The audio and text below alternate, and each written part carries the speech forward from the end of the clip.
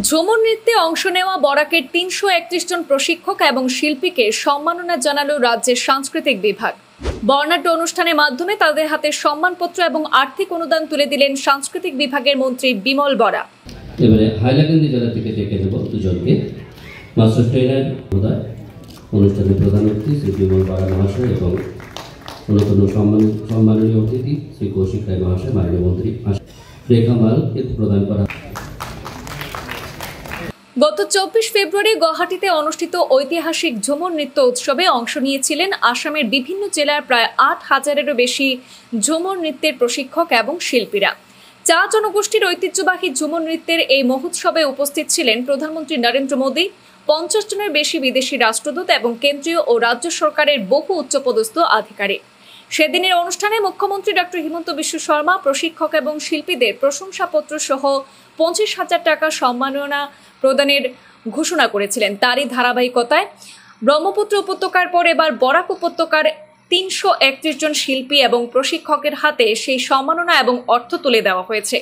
আজ রবিবার কাছাড় জেলার শিলচরের স্থানীয় বঙ্গভবনে আয়োজিত বিশেষ অনুষ্ঠানের মাধ্যমে রাজ্যের সাংস্কৃতিক বিভাগের মন্ত্রী বিমল বরা উপস্থিত থেকে শিল্পীদের হাতে এই সম্মাননা তুলে দেন। অনুষ্ঠানে উপস্থিত ছিলেন মন্ত্রী কৌশিক রায় সহ রাজ্য সরকারের বিভিন্ন কর্মকর্তারা। এ বিষয়ে মন্ত্রী বিমল বরা জানান, রাজ্য সরকার আগামী দিনে বরাক উপত্যকার ঐতিহ্যবাহী ধামাই নৃত্যকেও বৃহৎ পরিসরে প্রদর্শনের পরিকল্পনা নিয়েছে। এই উদ্যোগে শিল্পী সমাজের পাশাপাশি বরাক উপত্যকার সংস্কৃতি আরও সমৃদ্ধ হবে বলেও আশা ব্যক্ত করেছেন মন্ত্রী। ২৪ ফেব্ৰুৱাৰীৰ দিনা অসমৰ অন্যতম এক জনগোষ্ঠী, চাহ জনগোষ্ঠী, আদিবাসী সমাজৰ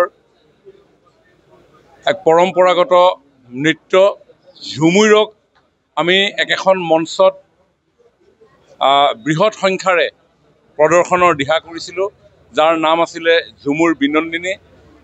সেই ঝুমুৰ বিনন্দিনী অনুষ্ঠানত দেশৰ যশস্বী প্ৰধানমন্ত্ৰী নৰেন্দ্ৰ মোদী ডাঙৰীয়াৰ উপৰিও ৫০খন দেশৰ উচ্চায়ুক্ত ৰাষ্ট্ৰদূতসকলে অংশগ্ৰহণ কৰিছিলে, যাৰ ফলত আমাৰ ২০০ বছৰীয়া চাহ শিল্পৰ ইতিহাস থকা আমাৰ এই শিল্পটোৰ লগত জড়িত চাহ শ্ৰমিক, চাহ জনগোষ্ঠী, আদিবাসী সমাজৰ এই সংস্কৃতিক বিশ্বৰ বিভিন্ন প্ৰান্তৰ ৰাইজে দেখাৰ পৰিৱেশ নিৰ্মাণ হৈছিলে।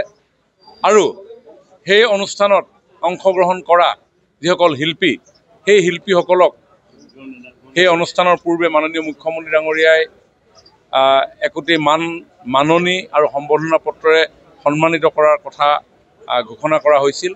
সেই অনুসৰি আমি ব্ৰহ্মপুত্ৰ উপত্যকাৰ শিল্পী কলা কুশলীসকলক আমি সেই সন্মান প্ৰদান কৰিছিলোঁ।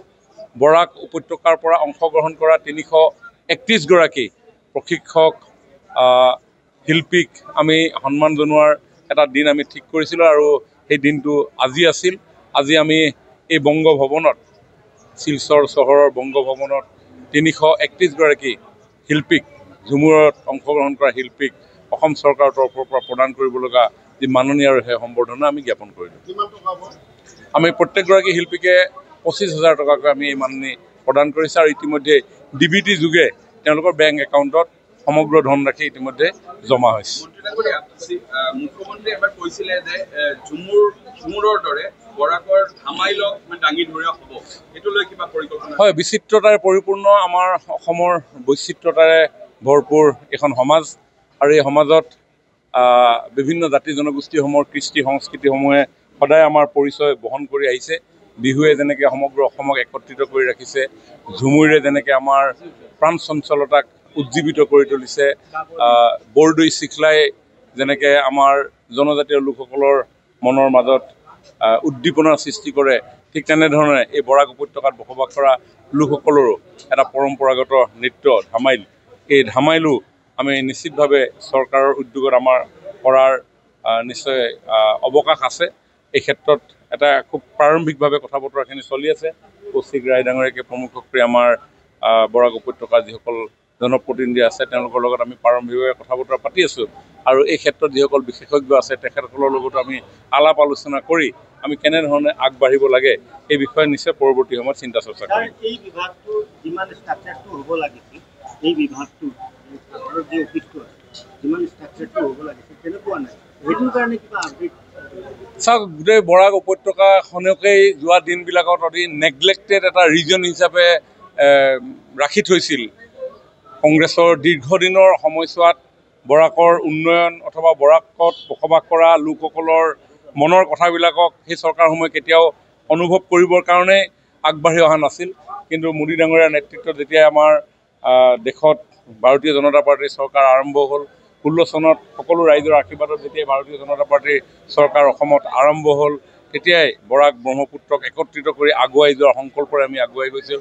এতিয়া মাননীয় মুখ্যমন্ত্ৰী ডক্টৰ হিমন্ত বিশ্ব শৰ্মা ডাঙৰীয়াই ফ্ৰিকুৱেণ্টলি বৰাক ভ্ৰমণে কেনেধৰণে গোটেই বৰাকৰ অঞ্চলটোক উন্নয়ন কৰি লৈ গৈছে, মই ভাবোঁ বৰাকৰ ৰাইজে সেই কথাখিনি জানে।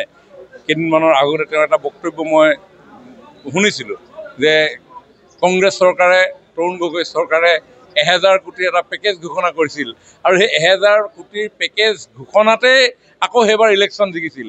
কিন্তু সেইদিনাখন মুখ্যমন্ত্ৰী ডাঙৰীয়াই যিখিনি কাম ইয়াতে কৰি থৈ গ'ল মাত্ৰ এটা দিনত, সেই দিনটোতে 1000 কোটিতকৈ বেছি। গতিকে যোৱা দিনবিলাকত আজি 10টা বছৰ বিজেপি চৰকাৰখনে বৰাকৰ ৰাইজক কেনেধৰণে সন্মান প্ৰদৰ্শন কৰিছে আমি সকলোৱে দেখিছোঁ। গতিকে লাহে লাহে, কাৰণ ইনফ্ৰাষ্ট্ৰাকচাৰ ডেভেলপমেণ্টবোৰ কৰিবৰ কাৰণে কিছু সময় লাগে। আজি ঔদ্যোগিক ক্ষেত্ৰখনতো আজি বৰাকে নতুন দিশেৰে আগুৱাই যাবলৈ ইতিমধ্যে আমি প্ৰয়াস কৰিছোঁ বৰাকক আগুৱাই লৈ যাবৰ কাৰণে। সেইকাৰণে নতুন নতুন উদ্যোগ স্থাপন কৰিবৰ কাৰণে ইয়াতে আমি সিদ্ধান্ত গ্ৰহণ কৰিছোঁ। তাৰ কাৰণে যিসমূহ বিনিয়োগকাৰী আহিছে, এডভান্টেজ আছাম 2.0, তেওঁলোককো আমি বৰাকলৈ প্ৰেৰণ কৰিছোঁ। বৰাকৰ কানেক্টিভিটি, বৰাকৰ ৰোড কানেক্টিভিটি হওক, ৰেল কানেক্টিভিটি হওক বা ইণ্টাৰ ষ্টেট, ইণ্টাৰনেশ্যনেল বৰ্ডাৰ ইত্যাদিসমূহক সুবিধা ল'বলৈ আমি ইয়াতে এটা অৰ্থনৈতিক পৰিকাঠামো গঢ়িবৰ কাৰণে প্ৰয়াস কৰিছোঁ। নিশ্চয় আগন্তুক দিনত বৰাক আৰু উন্নয়নৰ গতিৰে আগুৱাই যাব। বৰাক ডেভেলপমেণ্ট ডিপাৰ্টমেণ্ট এটা খোলা হৈছে, য'ত 100 কোটি টকা ধাৰ্য কৰা হৈছে। আৰু পৰৱৰ্তী সময়ত পৰিকল্পনা অনুসৰি আৰু তেনেধৰণে ধাৰ্য কৰিব।